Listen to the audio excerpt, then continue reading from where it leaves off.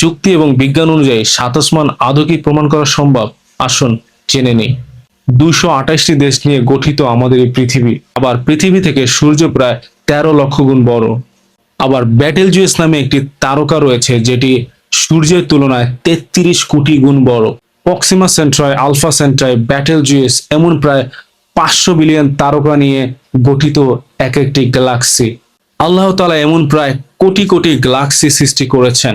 আজ থেকে প্রায় 1500 বছর আগে পবিত্র কোরআনে মহাকাশের তথ্য বর্ণিত হয়েছে। সূর্য তার নির্ধারিত কক্ষপথে ছুটে চলেছে এবং চাঁদেরও রয়েছে নির্ধারিত কক্ষপথ। সূরা ইয়াসিন আয়াত 38-39। পৃথিবীর অন্যতম দ্রুতগামী যান যেটির নাম অ্যাপোলো 11 সেকেন্ডে চলে প্রায় 11 কিলোমিটার বেগে, মিনিটে প্রায় 660 কিলোমিটার বেগে এবং ঘন্টায় 39,000 কিলোমিটার বেগে। কিন্তু যদি কেউ অ্যাপোলো 11-এ চড়ে পৃথিবীর সবচেয়ে কাছের তারকা প্রক্সিমা সেন্ট্রাইয়ে যেতে চায় তাহলে তার সময় লাগবে প্রায় 1,15,000 বছর, যা মানুষের পক্ষে কোনোভাবেই সম্ভব নয়। এমনকি গ্যালাক্সি, সুপারনোভা কিংবা ব্ল্যাক হোল এগুলো কোনোটাই প্রথম আকাশ নয়। প্রথম আকাশের নিচে রয়েছে মহাশূন্য, তারপরে দ্বিতীয় আকাশের মহাশূন্য, তারপর দ্বিতীয় আকাশ, এরপর তৃতীয় আকাশের মহাশূন্য, তারপর তৃতীয় আকাশ, এরপর তৃতীয় আকাশের মহাশূন্য, তারপর তৃতীয় আকাশ। এভাবে চতুর্থ, পঞ্চম ও ষষ্ঠ আসমান অতিক্রম করে রয়েছে একটি গাছ যার নাম সিদরাতুল মুনতাহা। মহানবী হযরত মুহাম্মদ সাল্লাল্লাহু আলাইহি সাল্লাম বলেছেন, তোমার একটি হাতের আংটি যদি বিশাল সাহারা মরুভূমিতে ফেলে দেওয়া হয় তবে সেই বিশাল মরুভূমির তুলনায় সেই আংটিটা যত ছোট, আল্লাহ তাআলার দ্বিতীয় আসমানের তুলনায় প্রথম আসমান ঠিক ততটাই ছোট।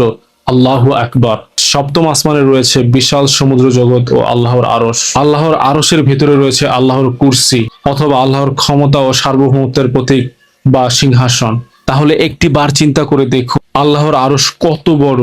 আল্লাহর আরশের উপর যদি 7 আসমান ও 7 জমিন রাখা হয় তবে বিশাল মরুভূমিতে আংটি ফেলে যেভাবে সেটি হারিয়ে যায়, 7 আসমান ও 7 জমিন ঠিক একইভাবে হারিয়ে যায়। আল্লাহু আকবার। আসলে বিশ্বাস ও আস্থায় নেওয়াটা আপনার একান্তই ব্যক্তিগত ব্যাপার। আপনি যদি বিশ্বাস করেন তবে আপনার কোনো প্রকার প্রমাণেরই প্রয়োজন পড়বে না। তবে আপনি যদি বিশ্বাস করতে না চান তবে কোনো যুক্তি আপনার পছন্দ হবে না। তবু বলে রাখি, আজ থেকে 1446 বছর আগে কোরআনে আল্লাহ তাআলা বলেছেন, শপথ বিজ্ঞানময় কোরআনের সূরা ইয়াসিন আয়াত 2। আপনি বিশ্বাস করবেন কিনা সেটা সম্পূর্ণ আপনার ব্যাপার। ভালো থাকবেন। আসসালামু আলাইকুম।